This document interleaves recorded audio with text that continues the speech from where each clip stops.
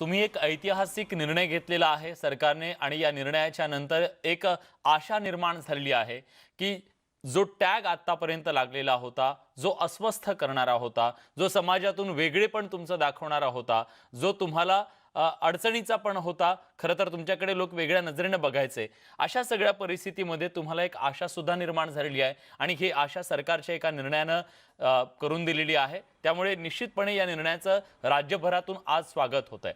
पण या अनुषंगाने आपल्याला काही महत्त्वाच्या मुद्द्यांची चर्चा करणं गरजेचं आहे। मंत्री महोदय आता आपल्या सोबत आहेत, पण त्याचबरोबर राज्यातल्या सामाजिक क्षेत्रात या सगळ्या समरसतेबद्दल, जात समरसतेबद्दल बोलण्यासाठी त्या विषयातले अभ्यासक सुद्धा जोडले गेलेले आहेत। MGMचे कुलगुरू आता आपल्या सोबत डॉक्टर सुधीर गव्हाणे सर आहेत। गव्हाणे सर, स्वागत आहे तुमचं न्यूज 18 लोकमत या कार्यक्रमामध्ये। जयदेव गायकवाड आहेत, माजी आमदार।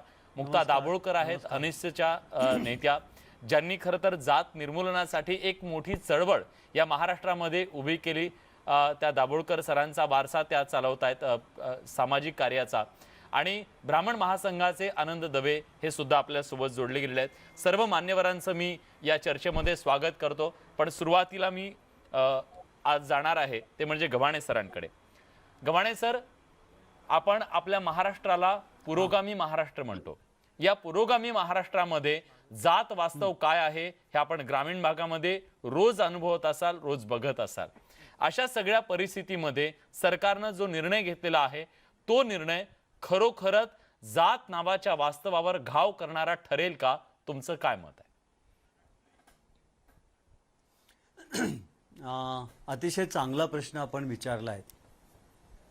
मी असं म्हणेन की उद्धव ठाकरे यांच्या नेतृत्वाखालच्या आघाडी सरकारनं हा एक स्वागतार्ह निर्णय घेतलेला आहे। प्रबोधनकार ठाकरेंचे ते नातू आहेत आणि प्रबोधनकारांनी सामाजिक समतेसाठी मौलिक काम केलं आपल्या प्रबोधन नियतकालिकाच्या माध्यमातून। हो, आणि तो जो विचार आहे त्या विचाराला पुढे नेणारं हे काम आहे आणि त्यामुळं मी आघाडी सरकारचं अभिनंदन करतो।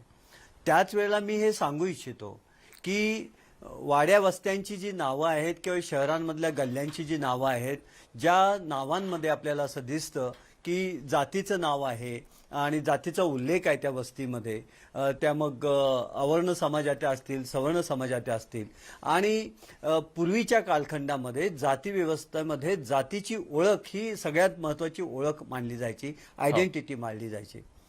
आपली घटना आपण स्वीकारल्यानंतर आपल्या घटनेनं आणि त्या काळातल्या थोर स्वातंत्र्य लढ्यातल्या सैनिकांचं, स्वातंत्र्य लढ्यातल्या नेत्यांचं मी मनपूर्वक कृतज्ञता व्यक्त करतो की त्यांच्यामुळं आपल्या देशामध्ये हे समतामूलक लोकशाहीनिष्ठ अशी आपली घटना निर्माण झाली, ज्यामध्ये त्यांनी प्रत्येक व्यक्तीला समान अधिकार दिला, एक व्यक्ती एक मूल्य दिलं। आणि त्यामुळं स्त्री पुरुष भेद नष्ट करण्यात आला, जाती व्यवस्थेतला, धर्मव्यवस्थेतला भेद नष्ट करण्यात आला आणि सगळ्या यच्च यावत भारतीयांना समान मूल्य, समान मानवी मूल्य दिलं। परंतु जाती व्यवस्था ही अशी आहे की ती चातुर्वर्ण व्यवस्था अशी आहे की त्यांनी माणसांची वर्गवारी केली होती। ती केवळ सामाजिक वर्गवारी नव्हती, ती एक आर्थिक वर्गवारी सुद्धा होती। एका जातीनं कोणतं काम करावं हेही निश्चित होतं, व्यवसाय कोणता करावा, आणि त्याच्यामध्ये उच्च निश्चितीची मोठी उतरंड होती। आणि ही जी काही उतरंड होती ही जन्मजात होती।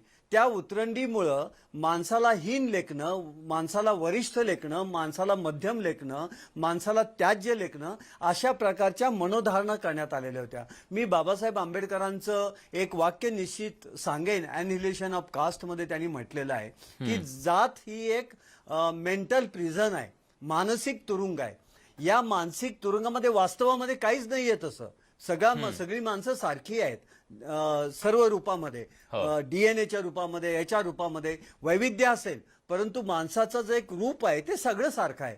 परंतु जातीमुळं कुणाला जन्मजात हीन लेखणं आणि श्रेष्ठ लेखणं ही व्यवस्थाच मुळी अतिशय घातक आणि मनुष्यद्रोही, समताद्रोही आहे।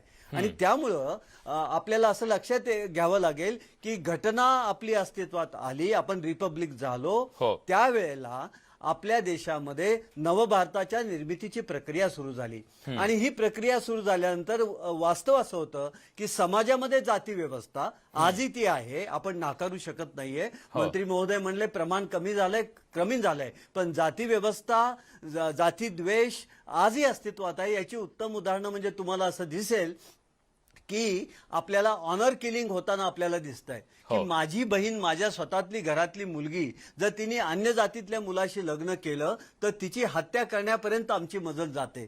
या प्रकारचं आपलं आजचं सुद्धा वास्तव आहे, हे आपण नाकारू शकत नाही. तेव्हा जातीला एक प्रतिष्ठा प्राप्त झालेली होती, उदारीकरण, गौरवीकरण होतं.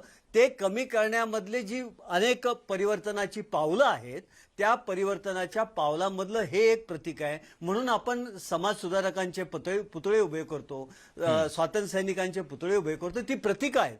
तसंच हे एक प्रतीक आपलं नव्यानं निर्माण झालेलं आहे की जातीचं गौरवीकरण करणारी वस्त्यांची नावं, गावांची नावं, गल्लींची नावं बदलण्याचा निर्णय सरकारनं घेतलेला आहे. तो प्रतीक रूपानं अतिशय चांगला आहे. एक छोटंसं पाऊल असलं तरी एक चांगलं पाऊल आहे. नक्कीच एक चांगलं पाऊल आहे, सामाजिक पाऊल आहे, ऐतिहासिक पाऊल आहे. पण मला आता मंत्री महोदयांना हेच विचारायचं आहे, तुम्ही टाकलेल्या पावलाचं कौतुक होतंय, कारण या महाराष्ट्राला या विचारांची, अशा वेगळ्या पावलांची सवय आहे आणि महाराष्ट्रानं ते स्वीकारलेलं आहे. पण आता सरकारकडून पुढचं पाऊल काय आहे? सरकार या दृष्टीनं पुढे जाणार आहे की केवळ एवढ्यावरच तुम्ही थांबणार आहात? तुम्ही पुढे नेमकं काय करणार आहात त्याच्याबद्दल सांगा. नाही, निश्चित स्वरूपात सरकार म्हणून एक नैतिक जबाबदारी राज्य सरकारची आहेच, ती समाजाची पण आहे आणि सर्वच जाती धर्मातल्या लोकांची आहे. मुद्दा एवढाच आहे की नुसतं हे काम करून आम्ही थांबणार नाही आहोत. या जातीय दरी, या जाती धर्मातल्या भिंती ह्या मोडण्याकरता राज्य सरकार म्हणून, विशेष करून हे महाविकास आघाडी सरकार जे आदरणीय महाराष्ट्राचे मुख्यमंत्री उद्धवजी ठाकरे साहेबांच्या नेतृत्वाखाली काम करत आहेत, माननीय अजितदादा मुख्यमंत्री, उपमुख्यमंत्री आहेत, बाळासाहेब थोरात साहेब आहेत, आम्ही लोकांशी वचनबद्ध आहोत की ह्या दरी आणि अंतर हे जाती धर्माचं कमीत कमी करून समाजाला सोबत घेऊन सगळ्यांना समान न्याय आणि हक्क देत ह्या ठिकाणी पुढची पावलं ही सामाजिक न्याय विभागाची, या खात्याची निश्चितपणे राहतील आणि ह्यापुढे हे काम अधिक गतीने निश्चितपणे चालत राहील, हा मला विश्वास आपल्या सर्वांना द्यायचा आहे. धन्यवाद. तुम्ही न्यूज 18 लोकमतला या सगळ्याबद्दल सविस्तर असा प्रतिक्रिया दिली, त्याबद्दल. विश्वजित कदम आता आपल्या सोबत होते, राज्याचे सामाजिक न्याय राज्यमंत्री. पण आपण ही चर्चा पुढे चालू ठेवणार आहोत. मला मुक्ता दाभोळकर यांच्याकडे जायचंय. मुक्ताताई, या महाराष्ट्रामध्ये आपण बघितलं जाती निर्मूलनाची जी परंपरा आहे किंवा जे काम आहे ते गेली अनेक शतकं सुरू आहे. एका बाजूला हे सगळं काम सुरू आहे, सगळंच नकारात्मक आहे असं नाही, पण एका बाजूला शतकानुशतके हे सगळं काम सुरू असताना दुसऱ्या बाजूला जात गळून पडण्याऐवजी आम्हाला ती जात अधिक टोकदार का बनताना दिसते? जातीच्या अस्मिता इतक्या टोकदार बनताना का दिसताय? कारण जात ही जवळपास एक भौतिक शक्ती आहे समाजामधली आणि त्यामुळे जातीच्या एकत्र येण्यातून समाजामध्ये राजकीय बदलांचं प्रारूप तयार करण्याची प्रक्रिया मोठ्या प्रमाणात घडवली जाते, हे आपल्या सगळ्यांनाच माहिती आहे. आणि हा जो आजचा निर्णय आहे तो मला वाटतं की एक छोटं पाऊल आहे आणि ते स्वागतार्ह आहे. जसं महाराष्ट्र अंधश्रद्धा निर्मूलन समितीमध्ये काम करताना डॉक्टर नरेंद्र दाभोलकर म्हणायचे की जात ही सर्वात मोठी अंधश्रद्धा आहे आणि जेव्हा जात पंचायतीकडनं होणाऱ्या मनमानीला विरोध करणारा कायदा करावा असा प्रस्ताव त्यांनी मांडला किंवा जात पंचायतीच्या मनमानीला विरोध करायला सुरुवात केली, तेव्हा अनेक लोक असं म्हणाले की तुम्ही जातीलाच विरोध करा, तुम्ही जात पंचायतीला फक्त का विरोध करता? तर त्याचं उत्तर त्यांचं असं होतं की निश्चित आम्ही जातीला विरोध करतोच, परंतु जात वास्तव संपवणं हे माझ्या हयातीत घडेल असं मला वाटत नाही, असं ते म्हणाले. परंतु जात पंचायत ही जातीचं अग्रदल आहे आणि त्यामुळे जर का जात पंचायतीला असलेले विशेष अधिकार आहेत त्यांच्यावरती हल्ला केला तर हे अग्रदल उद्ध्वस्त होण्याची प्रक्रिया सुरू होईल की त्यामुळे जो एक प्रसिद्ध पुरोगामी चळवळीतलं गाणं आहे, "कसा ग बाई जातीचा ह्यो किल्ला." तर हम्म. ह्या किल्ल्याची एक वीट तरी त्यातनं ढासळायला सुरुवात होईल. तर मला असं वाटतं, की आजचा जो निर्णय आहे, तसाच या किल्ल्याची थोडी माती पाडणं, एक वीट ढासळणं अशा प्रकारच्या ज्या कृती आहेत, तसा तो निर्णय आहे. शासनाने घेतलेला असल्यामुळे तो महत्त्वाचा आहे. वास्तविक पाहता असा निर्णय याआधी कुठली गावं घेऊ शकली असती, ग्रामपंचायती घेऊ शकल्या असत्या स्वतःच्या पातळीवर, तसं अप्लाय करू शकल्या असत्या. पण असं कुठे घडताना दिसलं नाही.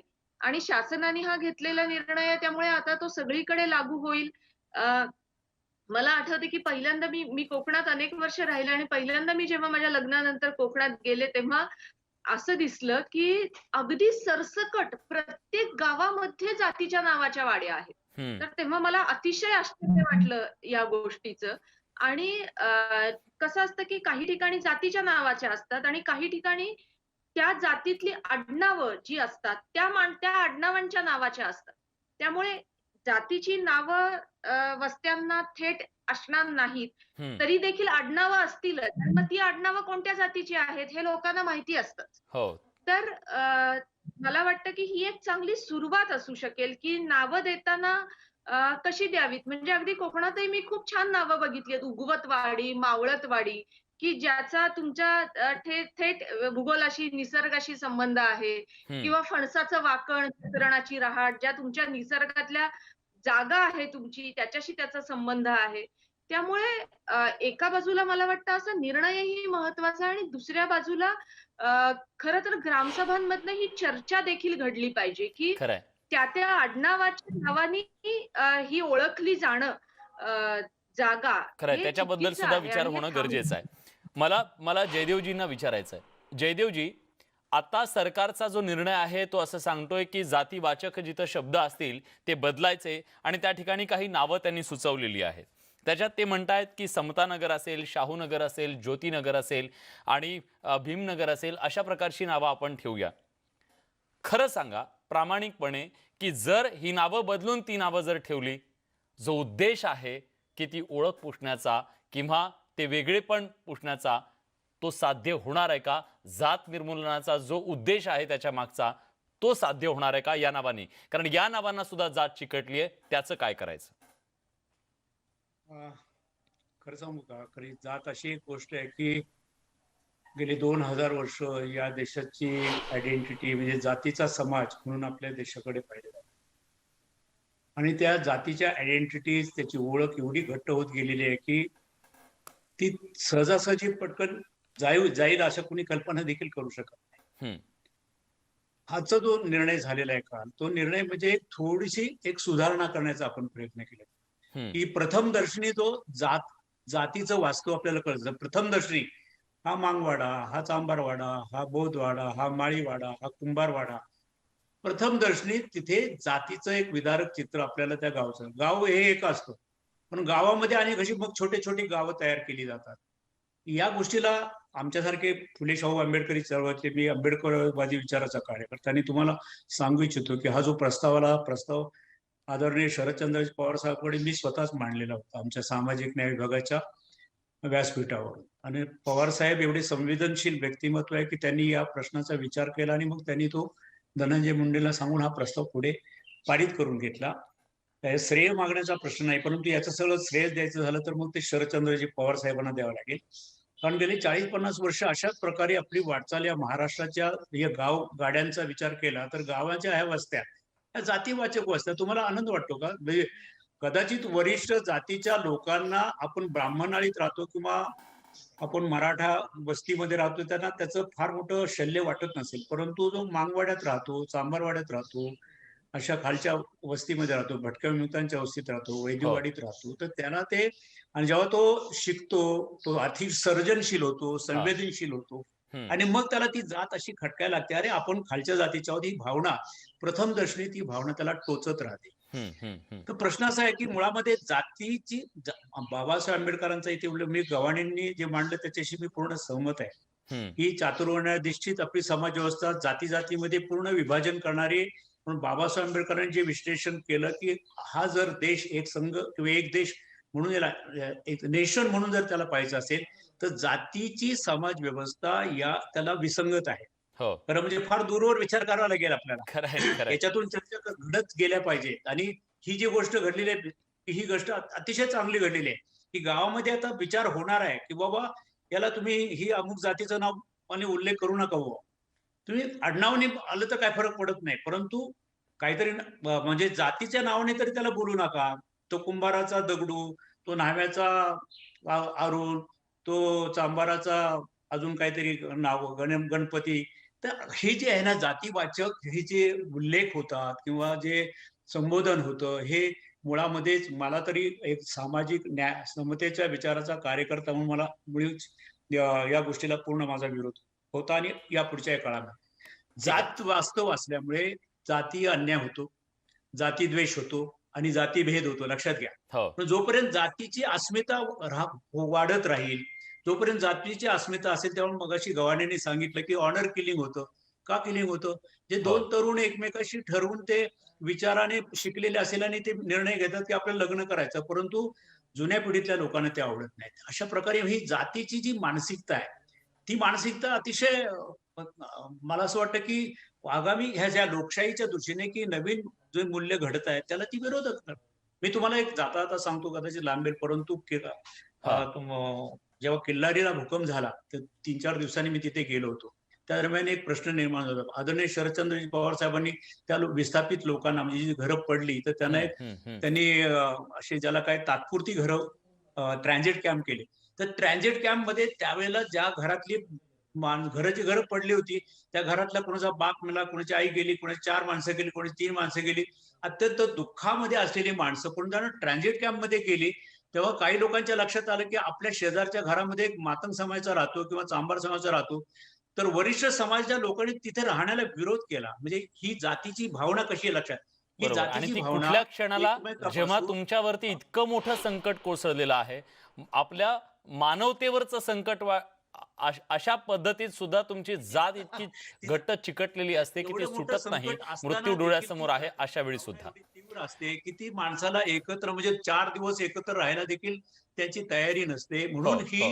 ही जी कृती आहे महाराष्ट्र शासनाची त्याचं श्रेय महाराष्ट्र या आघाडीला द्यावंच लागेल, आमच्या महाआघाडीला, शरदचंद्रजी पवार साहेबांना द्यावं, धनंजय मुंडेंना द्यावं लागेल किंवा आमच्या या सरकारला द्यावं लागेल. विश्वजित कदमांनी पण इथे मांडलं, परंतु त्यांनी अजूनही त्याचा एक्सरसाइज केला पाहिजे की याच्या मागची जी भूमिका आहे की हे सर्व समाजातल्या जातीचा जो अहंकार आहे, जातीचे जे वेगवेगळे म्हणजे जे प्रवृत्ती आहे हो. जी एकमेकापासून जात म्हणजे एक माणसांना एकत्र येऊ देत नाही, सर्वात वाईट गोष्ट नाही, आहे, लक्षात मला ठेवा. त्या मुद्द्यावर यायचंय सर, की आपल्याला केवळ नावं बदलून जातीचा हा एका बाजूला अहंकार असेल, जातीची अस्मिता असेल किंवा जाती भेद असेल किंवा जाती द्वेष असेल, हे सगळं केवळ नावं बदलून याला मूठमाती देता येणार आहे का? मग त्याच्यासाठी नेमकं काय करावं लागेल? मला उत्तरार्धात त्याच्याकडे जायचंय, पण एक छोटासा ब्रेक घेऊया. ब्रेक नंतर सुद्धा याच विषयावरची ही चर्चा. कुठे जाऊ नका, पहा फक्त न्यूज 18 लोकमत. सरकारनं हा जो निर्णय घेतलेला तो चांगलाच आहे. भौतिकरित्या ती जात ही नष्ट झाली पाहिजे. जाती निर्मूलन कायदा असं म्हणायला काही हरकत नाही. जातीयता नष्ट झाली पाहिजे हे प्रामुख्याने आहे.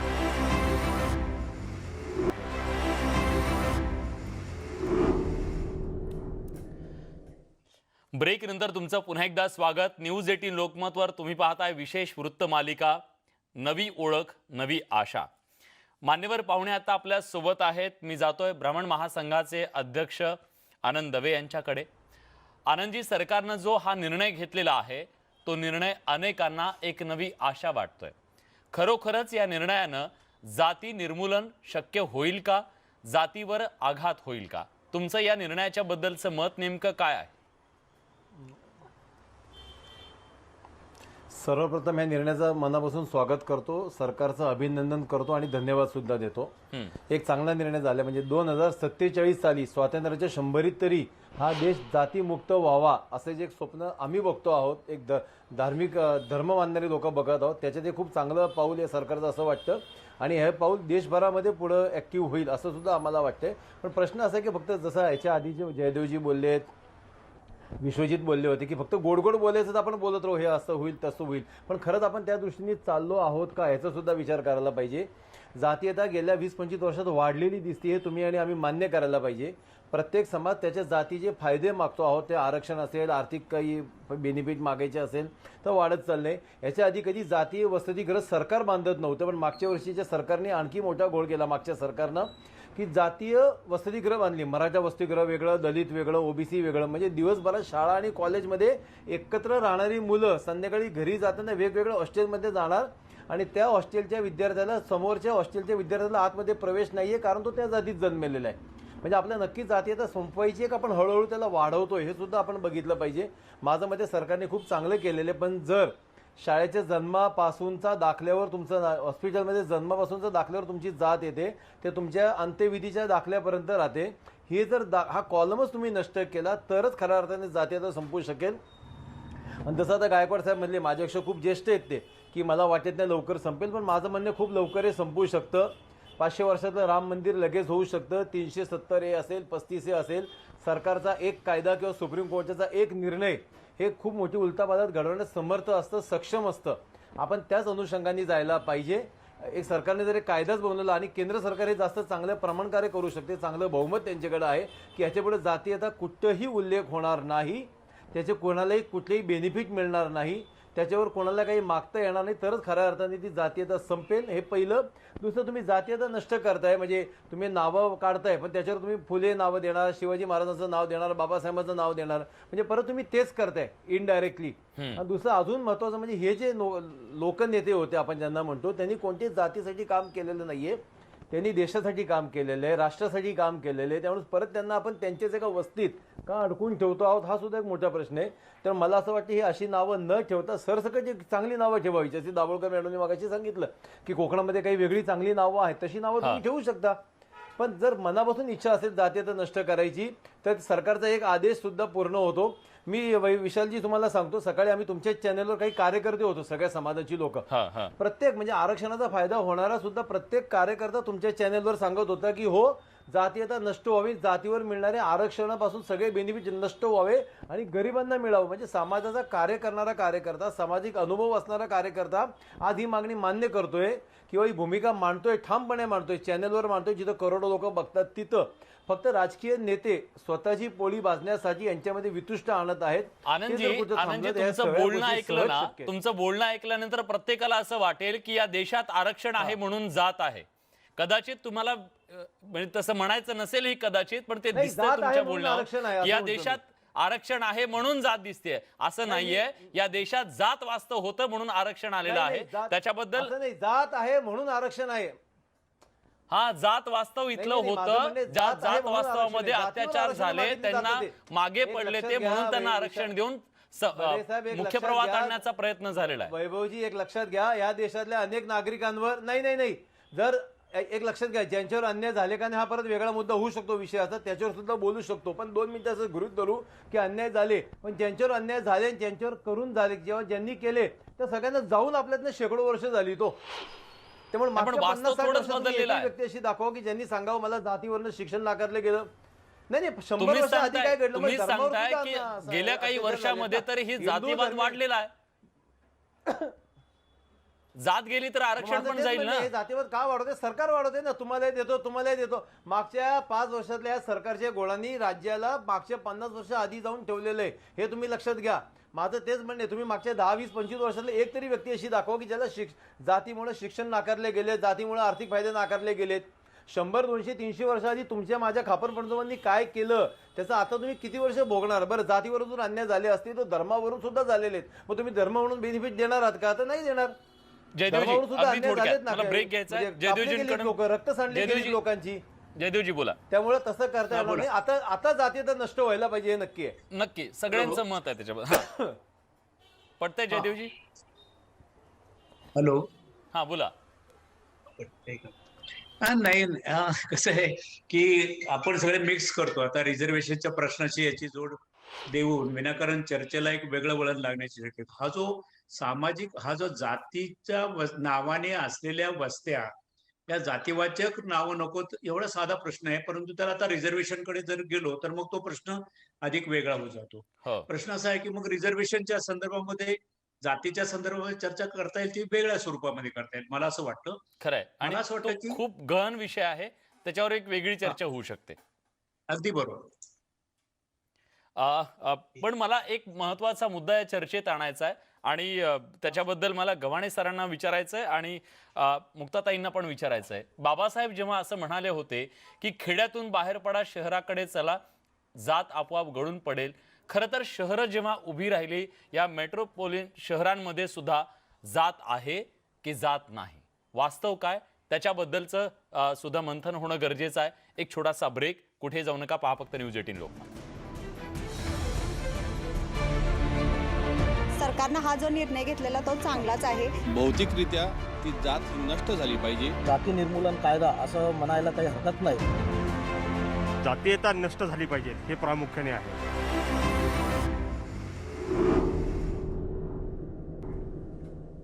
ब्रेक नंतर तुमचं पुन्हा एकदा स्वागत. राज्य सरकारनं घेतलेल्या निर्णयाच्या संदर्भात आपण चर्चा करतोय. जातीवाचक शब्द आता बाजूला सारून त्या ठिकाणी वेगळी नावं देण्याचा प्रयत्न राज्य सरकारकडून केला जाईल आणि जात निर्मूलनाच्या दृष्टीनं पडलेलं हे एक महत्त्वाचं पाऊल आहे असं आपण सगळेजण म्हणतो. त्याचं स्वागत सुद्धा होत आहे, पण ते स्वागत करतानाच काही महत्त्वाचे प्रश्न उपस्थित झालेले आहेत आणि त्या अनुषंगानं आपण ही सगळी चर्चा करतोय.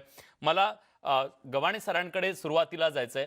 बाबासाहेब जेव्हा म्हणाले की तुम्ही खेड्यातून बाहेर पडा, शहरात या, शहरात जात मागे पडेल, खरोखरच असंच घडलं का? कारण आज शहरामध्ये सुद्धा कदाचित जातीचा उल्लेख असलेले ते नगरं नसतील किंवा ते विशिष्ट असे गल्ल्या नसतील, पण तरी देखील त्या समाजाची वस्ती तिथं आहे हे बिंबवणाऱ्या मात्र त्या वस्त्या तिथं निर्माण झाल्या. त्या वस्त्या का निर्माण झाल्या आणि मग त्यांचं नेमकं आता करायचं काय?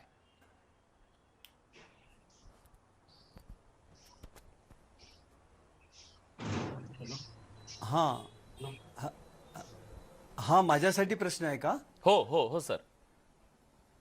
हॅलो. हां हां खूप चांगला प्रश्न आपण विचारलेला आहे.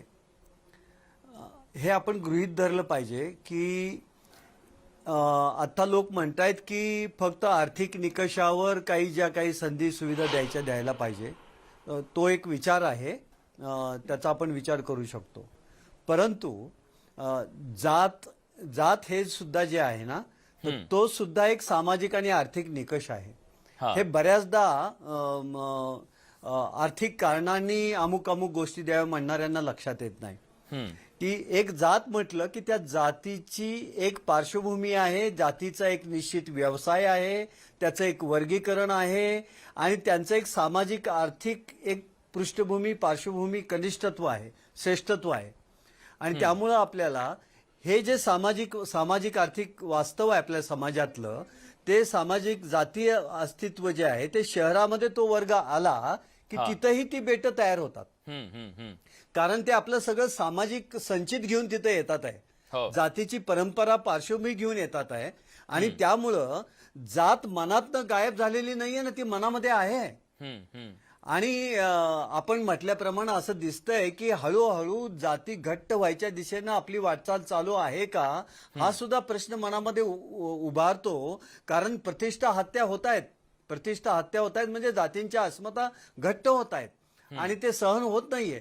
आणि सगळे जे परिवर्तन आजवर समाजामध्ये, जगामध्ये, जगाचा इतिहास आपण पाहिला, आपलाच नव्हे, संबंध जगाचा इतिहास पाहिला, तर जेव्हा जेव्हा अधिक मानवी मूल्यांकडं, अधिक लोकशाही मूल्यांकडं, अधिक समतामूलक समाजाकडं आपण वाटचाल करायला लागतो, समाज बदलाकडे वाटचाल करायला लागतो, नवभारताच्या निर्मितीकडे आपण वाटचाल करायला लागलो आपल्या लोकशाहीच्या जन्मानंतर, स्वातंत्र्यानंतर, तेव्हा आपल्याला असं दिसेल की जेव्हा जेव्हा आपण बदल करू मागले तेव्हा तेव्हा प्रतिरोध झालेला आहे. म्हणजे बाबासाहेब आंबेडकरांनी हिंदू कोड बिल आणलं की समस्त हिंदू स्त्रियांना अधिकार देण्याचा तो विषय होता, पण त्यावेळेला सुद्धा त्यांना कडाडून विरोध झाला आणि त्या एका थोर नेत्यानं त्यासाठी आपल्या पदाचा राजीनामा दिला. मला असं म्हणायचं आहे की जेव्हा जेव्हा अशी परिवर्तनं येतात तेव्हा तेव्हा असा प्रकारचा विरोध होतो. परंतु जात हे एक वास्तव आहे, जात हे एक सामाजिक आर्थिक वास्तव आहे, सामाजिक दैन्याचं प्रतीक आहे आणि त्यामुळं आपण असं म्हणू शकत नाही की जातीची नावं बदलली किंवा दाखल्यावर बदल झाला तर समाजातलं वास्तव बदलेल. नाही बदलणार. पण प्रतीकं ही पूरक असतात, काही प्रमाणामध्ये आपल्याला आधार देऊ शकतात. परंतु मला असं सांगायचं आहे की डॉक्टर बाबासाहेब आंबेडकरांनाच मी पुन्हा एकदा त्यांच्या शब्दात सांगू इच्छितो. त्यांनी असं म्हटलेलं आहे, त्यांनी एक शब्द वापरलेला आहे, भारतामध्ये भारतीयत्व तयार व्हायचं असेल तर व्हॉट इज रिक्वायर्ड, त्यांनी असं म्हटलं की सोशल एन्डॉस्मॉसिस व्हायला पाहिजे.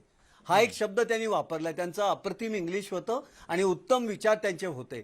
सोशल एन्डॉस्मॉसिस मध्ये काय आहे की सामाजिक घुसळण व्हायला पाहिजे. आपल्या भारतीय समाजातल्या या जातीय तटबंदी, धार्मिक तटबंदी ज्या आहेत, सांस्कृतिक तटबंदी आहेत, भाषिक तटबंदी आहेत, प्रादेशिक तटबंदी आहेत, या तटातटात तुटून सगळे समाज एकमेकांमध्ये सहभागी होत आहेत, संवाद करतायत, एकमेकांमध्ये सहभागी होत आहेत, संवाद करतायत, एकामध्ये घुसळण होते त्यांची आणि त्या घुसळीतनं एक नवा माणूस तयार होतोय आणि हा नवा माणूस म्हणजे नवा भारतीय माणूस तयार होतोय. नाहीतर माझे बाबा दळवी नावाचे गुरु होते, संपादक होते, त्यांनी असं म्हटलं की जसं आपण किराणा मालाच्या दुकानात जर गेलो तर किराणा नावाची वस्तू तिथे नसते, तसं भारतामध्ये भारतीय नावाचा माणूस आपल्याला सापडत नाही. तो एका जातीचा, एका धर्माचा, एका पंथाचा, एखाद्या वंशाचा, एखाद्या भाषेचा असतो. ही वर्गवारी नष्ट व्हायची असेल तर सोशल एन्डॉस्मॉसिस, सामाजिक घुसळण करायला पाहिजे, तटबंदी न करल्या पाहिजेत. आणि त्या तटबंदी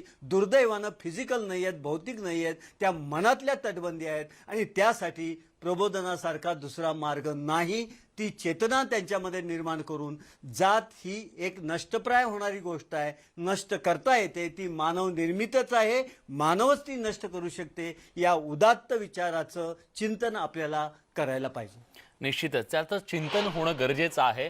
पण आज त्याच अनुषंगानं आपण हेही चिंतन करतोय आता की जेव्हा स्वातंत्र्याच्या नंतर गावातून माणसं शहराकडे यायला लागली, 72च्या दुष्काळानंतर मराठवाड्यातून अनेक माणसं जेव्हा मुंबईमध्ये आली, विशेषतः गरीब दलित समाजातली ही माणसं जेव्हा आली तेव्हा ती मुंबईसारख्या शहराच्या वेशीवरती आली. आजही ती माणसं वेशीवरच का आहेत? ती माणसं मुंबईच्या पोटात का सामावून घेतली गेली नाहीत? हे सुद्धा एक वास्तव आहे का? त्याच्या मागची कारणं काय आहेत? त्याची ही चर्चा, त्यांची ओळख का बदलली नाही, त्याच्यावरही मंथन एका छोट्याशा ब्रेक नंतर. कुठे जाऊ नका, पहा फक्त न्यूज 18 लोकमत. सरकारनं हा जो निर्णय घेतलेला तो चांगलाच आहे. भौतिकरित्या ती जात ही नष्ट झाली पाहिजे. जाती निर्मूलन कायदा असं म्हणायला काही हरकत नाही. जातीयता नष्ट झाली पाहिजे हे प्रामुख्याने आहे.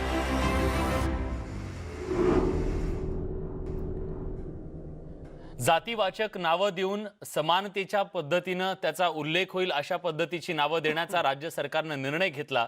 पण त्या निर्णयातून सुद्धा काही प्रश्न निर्माण झालेले आहेत जे आपल्या समाजाचं वास्तव म्हणून आपल्याला स्वीकारावे लागतील. आपल्यासोबत मुक्ताताई आहेत. मला मुक्ताताईंना विचारायचं आहे, मुक्ताताई, आज नावं बदलली जातील, गावाची जातीचा उल्लेख जाईल, पण त्याच्या बदल्यात जी नावं आणली जाणार आहेत ती नावं उच्चवर्णीयांच्या वस्तीमध्ये स्वीकारली जातील का? उच्चवर्णीय वस्तीचं नाव उद्या भीमनगर स्वीकारलं जाईल का?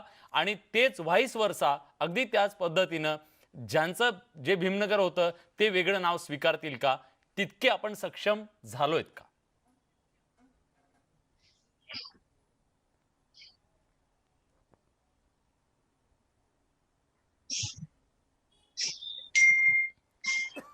मुक्ताताईंपर्यंत आवाज कदाचित पोहोचत नाही किंवा त्यांचा आपल्यापर्यंत येत नाहीये. गायकवाड सर, तुमचं याच्याबद्दलचं काय मत आहे? म्हणजे नावांच्या बद्दलचं जे आहे तर ही गोष्ट खरी आहे की आपण सर्व लोकांनी महापुरुषांना देखील त्यांच्या त्यांच्या जातीमध्ये मर्यादित केलं. हो, हा जो परिणाम आहे हा कशाचा आहे? हा जातीच्या मानसिकतेचा परिणाम आहे की बाबासाहेब आंबेडकर म्हणजे पूर्वाश्रमीचे महार, आजचे बौद्ध, बाबा क्रांतिबा ज्योतिबा फुले म्हणजे पूर्वीचे माळी आणि छत्रपती शिवाजी महाराज पूर्वीचे मराठा. तर आपण त्यांना महापुरुषांना मर्यादित करण्याचा हा जो प्रकार होतो हा जातीच्या मानसिकतेमुळे, म्हणून जातीची मानसिकता देखील कमी झाली पाहिजे. आता तुम्ही म्हणता ते वस्त्यांना कुठलं नाव दिलं त्यामुळं पुढे तो गोंधळ होईल की समजा उदाहरणार्थ एखाद्या वस्तीला ते मातंग समाज म्हणून त्याला अण्णाभाऊ साठे नगर दिलं की सगळे लोक म्हणणार की ही मातंगांची वस्ती आहे. किंवा एखाद्या समाज त्या ठिकाणी माळी समाज जे असेल त्यांना फक्त फुले नगर दिलं तर रस होईल. पण ठीक आहे, माझं काय म्हणणं आहे की अशा प्रकारे महापुरुषांकडे देखील जातीच्या दृष्टिकोनातून पाहण्याची ही प्रवृत्ती आहे, हीच मुळात जातीवादी प्रवृत्ती आहे आणि ती आपल्याला संपवायची आहे. तो विचार म्हणजे महापुरुष, आता आंबेडकरांकडे पाहताना तुम्ही त्यांना काय पूर्वाश्रमीचे मानून बघणार का? ज्यांनी देशासाठी एवढं मोठं योगदान दिलंय, राज्यघटना निर्माण केली, लोकशाहीची एक पूर्ण त्यांनी आपल्याला संहिता दिलेली आहे.